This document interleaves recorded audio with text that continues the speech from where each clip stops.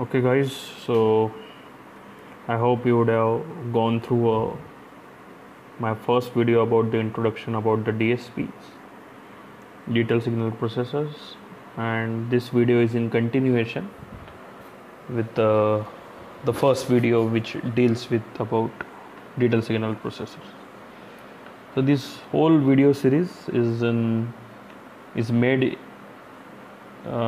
for the students affiliated to the Pune University, so that the subject which I was dealing with is advanced processor. Unit number 5 and unit number 6 deals with the digital signal processors. So I am trying to make a e-content so that all the students affiliated to the Pune University can study this, can learn from this video online, and can study for their exams. I am a professor, associate professor in the Department of Electronics and Telecommunication in Pune Institute of Computer Technology. Okay. So, digital signal processors, there are basically two types of DSPs. One is general purpose and another one are special purpose DSPs. So general purpose DSPs, the examples are TMS320C25 or ADSP processors, which exactly what is there in our syllabus. We are also dealing with the TMS320C series. So we are dealing with the general purpose processor, which is having ability to perform all the operations, and it can, starting from your convolutions, DFTs, FFT, creating a small audio processing unit, building a equalizers, all kind of these operations can be done in your general purpose processor. While there are special purpose processors or special purpose processors which are designed for executing specific operations. So in special purpose processor, there exists two classifications as mentioned in this slide. One is algorithm specific DSP, another one is application specific DSP. When I say algorithm specific DSP, these DSP processors are made to execute the algorithms like convolutions, FFT, DFT at a faster rate. So these DSP processors are made in accordance with the particular algorithms to get executed in a very efficient way. While the other special purpose which are meant for executing the applications in an efficient way. For example, I want to build a DSP processor which deals with the telecommunication application, which deals with the audio video applications, then that kind of processor falls into this special purpose category. While I have designed a DSP processor which executes FFT very quickly, which execute FFT at a very less latency. So that is algorithm specific DSP. And general purpose does various all the jobs in a less efficient way as compared to this special purpose, which are meant for doing specific operations in an efficient way. So you can easily compare this with the general purpose processor and the embedded processors like that. I hope the point is clear to you. So this is a typical architecture for a signal processing in a microprocessor or a controller. This is all the contents I am dealing with from the book Jarvis and Padmanabhan.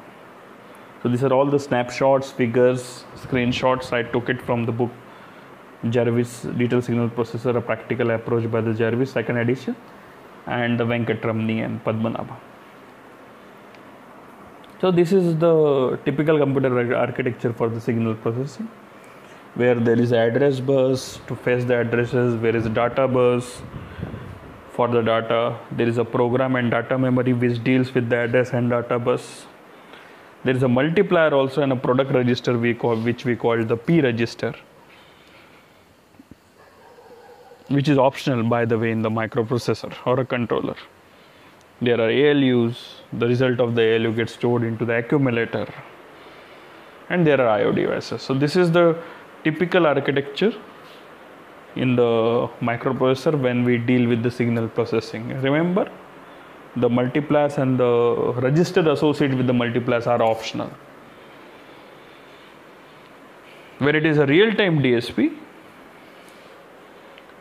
this is the hardware architecture which we required.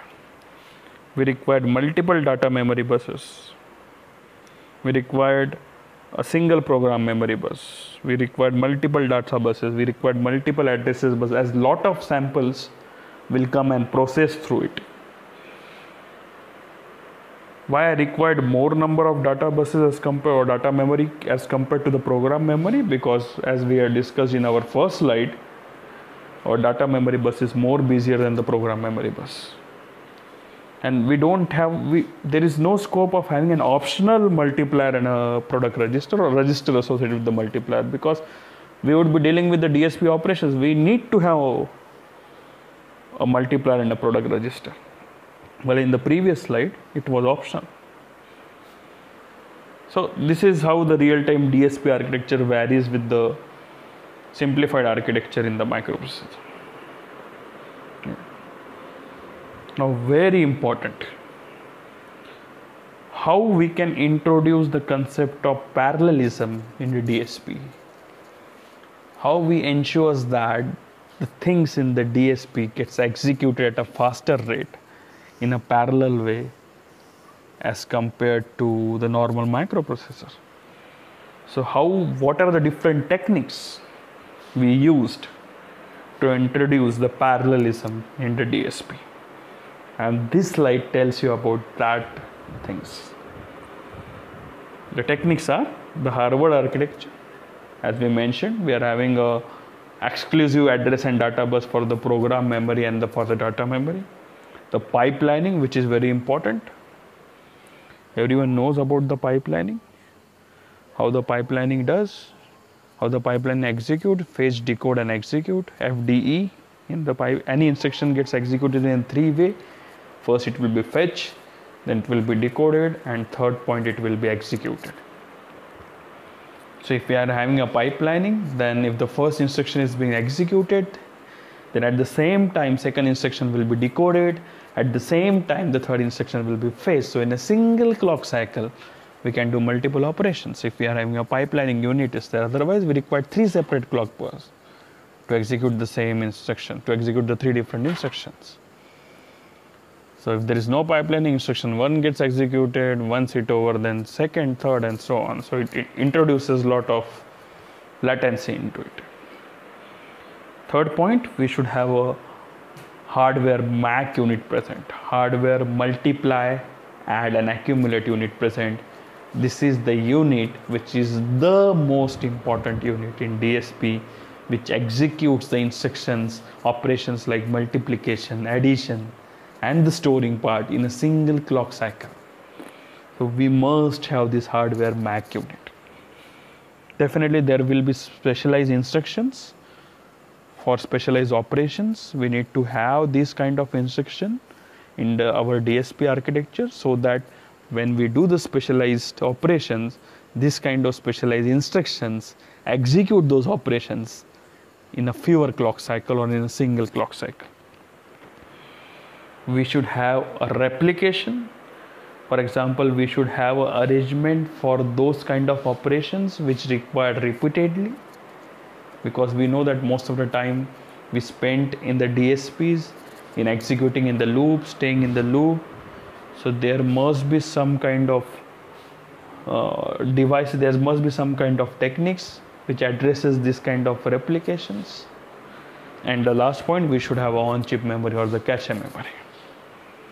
So these are very important features to introduce the concept of parallelism. So this might be one of the questions in your university exams where they ask you what are the different techniques through which you can introduce the concept of parallelism in DSP. So hardware architecture, pipelining, you are having dedicated MAC, you are having special instructions, you are having replications, you are having on-chip memory and the cache. So this is your hardware architecture, where you are having a separate address bus and the data bus for the program memory as well as for the data memory. So this is how the pipelining operates.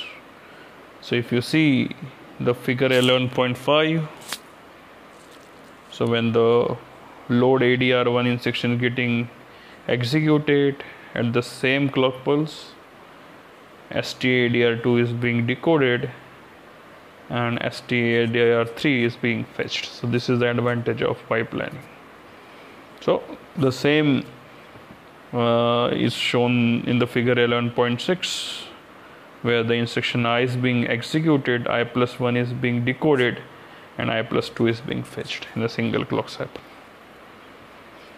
So this is one more example of when we have a pipeline and non-pipeline architecture for MAC. Again, I am telling what is MAC is multiply, add and accumulate.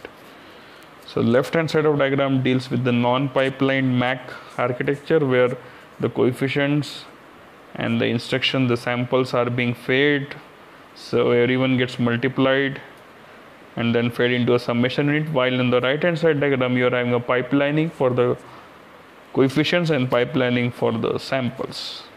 So the right hand side diagrams deals very efficiently as compared to the left hand side diagram, which is non-pipeline architecture. So you required more number of clock cycles to execute that non-pipeline MAC configuration.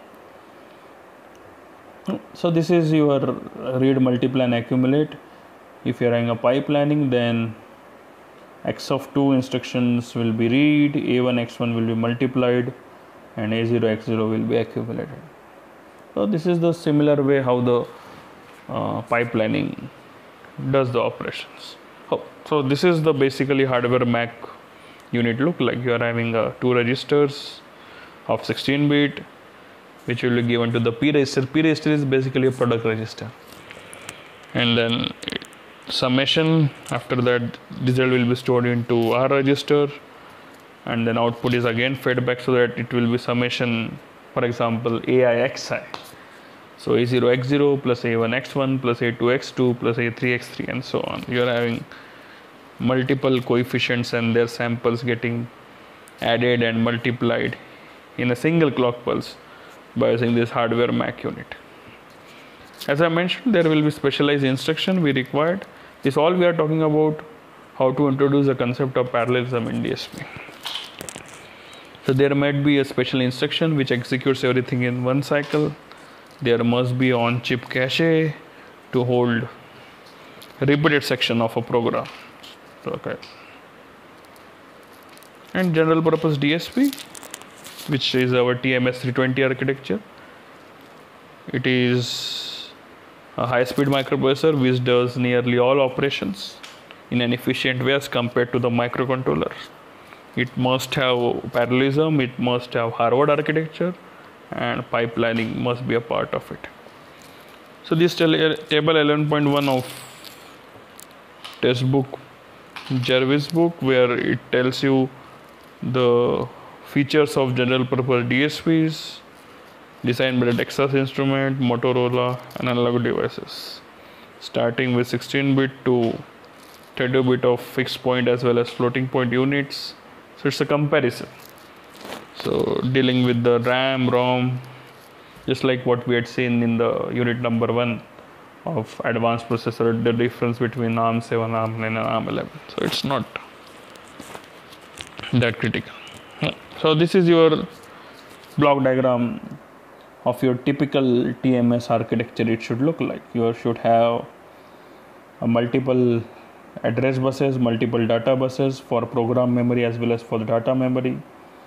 You should have 2 data memories, you should have 1 program memories, data being fed from the address bus as well as from the data bus through multiplexers. you should have a P register, which is a product register. There is another register called as T register. This register is basically used to take the data from the data bus, or sometimes it is also if you are using encoder, and it takes data from the encoder. So actually in the DSP architecture there must be a multiplexer associated with this T register.